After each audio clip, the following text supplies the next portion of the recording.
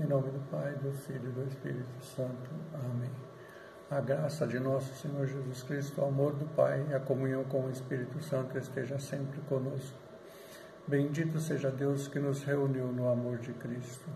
Proclamação do Evangelho de Jesus Cristo segundo Mateus. Glória a vós, Senhor.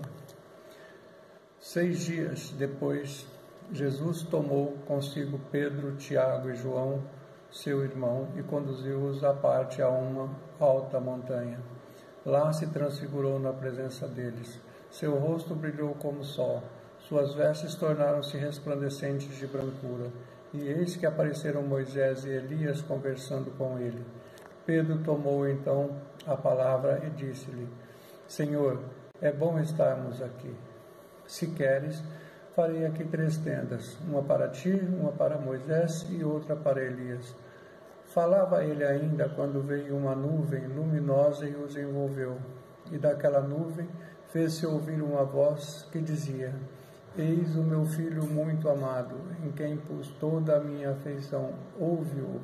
Ouvindo esta voz, os discípulos caíram com a face por terra e tiveram medo.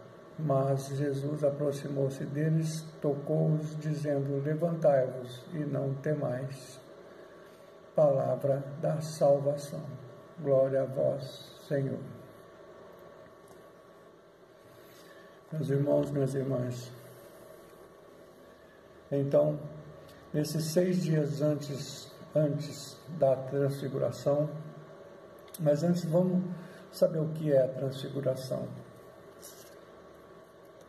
De acordo com a palavra, a transfiguração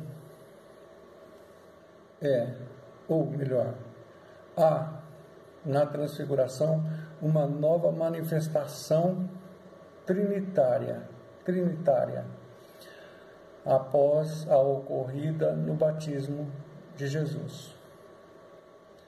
A voz do Pai dá testemunho, o Espírito ilumina e o Filho recebe e manifesta a palavra e a luz. Então, sendo assim, nós já estamos sabendo o que é a transfiguração. Jesus previne seus discípulos que precisava ir a Jerusalém e sofrer muito da parte dos anciãos, dos príncipes, dos sacerdotes e dos escribas, que ele seria morto, ressuscitaria ao 3º dia. Mas Pedro então interpelou Jesus, protestou, tentou fazer com que ele não fosse, tentou dissuadi-lo e não deixar ele ir a Jerusalém. Se ele fosse, ele ia deixar-se prender, e sofrer muito.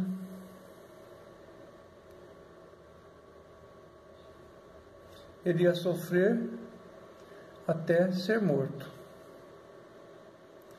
Mas Jesus respondeu-lhe,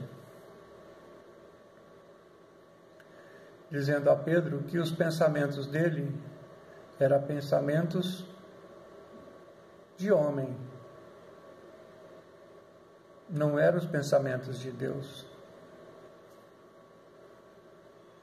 Então, meus queridos irmãos, minhas queridas irmãs,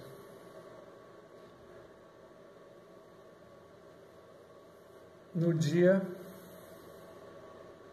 que eles deveriam partir, ele chama Pedro, Tiago e João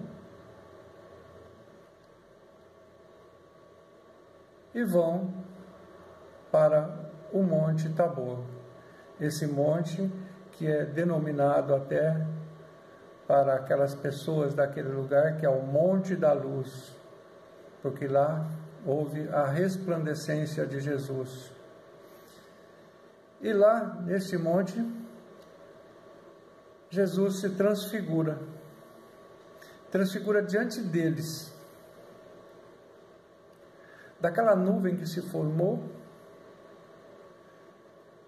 né? Aquela luz resplandecente, alva, clara demais, eis que uma voz diz: este é meu filho muito amado, no qual eu coloquei toda a minha afeição. Ouve-o. Então,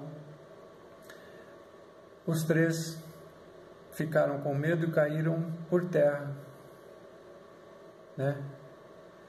Caíram por terra e não, né, sem entender o que é que estava acontecendo. Mas Jesus olha para eles e diz: levantem-se, não tenham medo, sigam-me.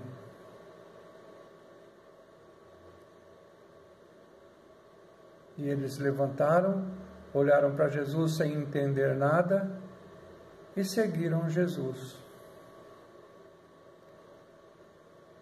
Então isso também é um pouco para nós. Se quisermos seguir Jesus, nós não temos que ficar entendendo, procurando entender coisas onde nós não vamos conseguir.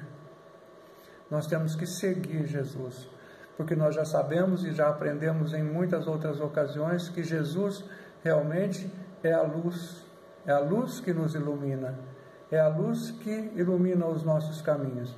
Por isso, em outros evangelhos anteriores, já foi dito que Jesus é o caminho, a verdade e a vida, e que, se nós quisermos chegar ao reino, nós temos que segui-lo. Então, meus irmãos e minhas irmãs, estão sendo nessa segunda vez que essa voz aparece e diz, né, este é meu filho muito amado, todos somos seu filho amado. Basta nós entendermos e seguir Jesus e aprender que não adianta nós querermos desviar os nossos caminhos, mudar para outros segmentos, porque de nada vai adiantar. Sigamos o caminho que foi nos oferecido no nosso batismo e na nossa vida religiosa, em tudo aquilo que aprendemos na sequência da nossa vida. Que Jesus é o caminho, a verdade e a vida.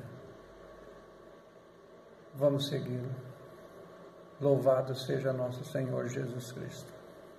Para sempre seja louvado.